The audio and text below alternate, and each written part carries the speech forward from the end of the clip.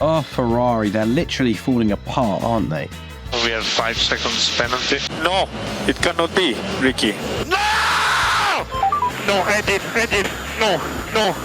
It's exactly how we should start a season. Come on! Why? What are you doing? He's the biggest disgrace of the sport that I've seen in many years. Please, Aston, please. It's been 3 races this season, and neither Ferrari driver have even stood on the podium yet. And during the recent Australian Grand Prix, Ferrari had only the 4th fastest car. Talk about a rough start. So what is exactly the problem with Ferrari? Well, early in the weekend, Carlos Sainz admitted that the problem might lie in the concept of the car, and the Red Bull was simply too quick. In other words, they really need to step up their game to beat Red Bull. Well, that's pretty obvious though, isn't it? Last year, by this time, Ferrari had won 2 out of the 3 Grand Prix, and Charles Leclerc led the Drivers' Championship by 34 points. But this year, Leclerc is down in 10th place with Sainz in 5th, and nowhere near the points leader, Max Verstappen. Ferrari have only scored 26 points in total, which is their worst start in the V6 turbo hybrid era. Ouch. There have been reliability problems with the power unit control electronics, leading to a component change which triggered a 10-place grid penalty in Saudi Arabia. How have Ferrari already done that? How in the second race you have a power unit change?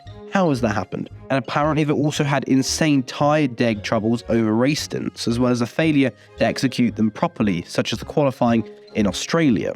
Ferrari's struggles come down to a combination of factors, whether it be driver blunders, Leclerc spinning into the gravel in Australia, and the contact with Sainz and Alonso, which is also debatable. And then, of course, we've got Fred Vasseur, the new team principal, who hasn't had the best of starts, has he? He has said, though, that there are some positives to take out, for example, the tyre management. Vasseur describes Ferrari's race pace as a real step forward compared to Jeddah, although he's French, and how would he say it? It'd be like, there has been a really good step forward, positive in the right direction compared to Jeddah. I don't know what I'm doing.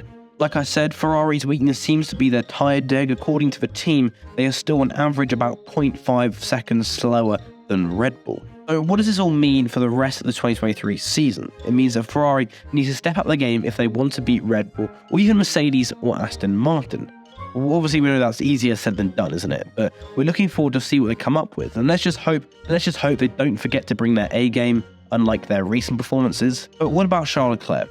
Surely he should start to have some doubts about staying with Ferrari. So I know what some of you are thinking. Ferrari are Ferrari. They're like the Vatican of Formula 1, I guess. And sure, driving from Ferrari comes with a lot of prestige, history, and, well, passion. But let's not forget that every Formula 1 driver's ultimate dream is to be a champion, right?